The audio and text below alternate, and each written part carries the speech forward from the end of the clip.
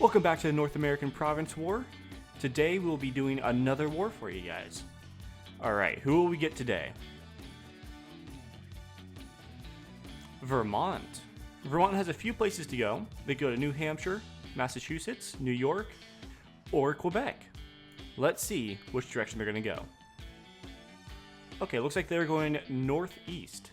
And because they don't have a capital, because they're such a small state compared to the others, it's going to be from the center of their mass. So they're going to go to New Hampshire.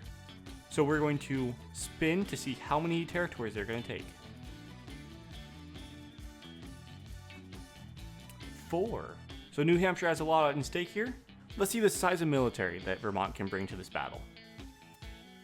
Looks like they get 4 territories with the soldiers. Let's see if Vermont can do what El Salvador couldn't last game.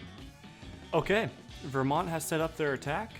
They have all of their armored vehicles and tanks on the front lines ready to go.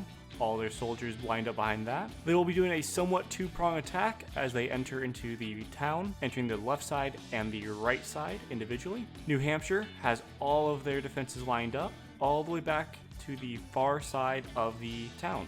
So let's start the sim and see who comes out on top. 1 tank is down.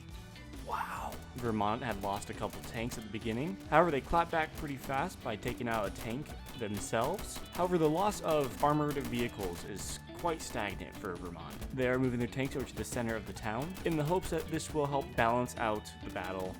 Roaming through town here, I found a Greyhound humping a M4.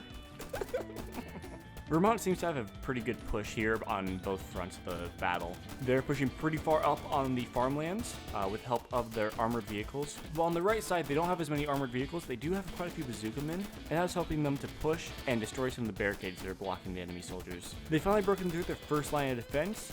That included a few different tanks and some light armored vehicles. As they're swarming into the center and into the backfields of the right side, their forces are dwindling. They no longer have any armored vehicles at this point, and no tanks to speak of, and they're super low on men, which is going to lead to them ultimately losing this battle.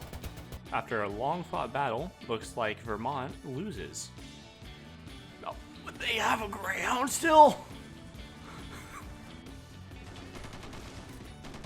Now they lose. Vermont was totally wiped out from the battle. New Hampshire lost every single one of their vehicles and the majority of their soldiers. They have about 100 left or so scattered throughout the town. However, the map remains unchanged as Vermont has failed to capture the town. Come back for part 2.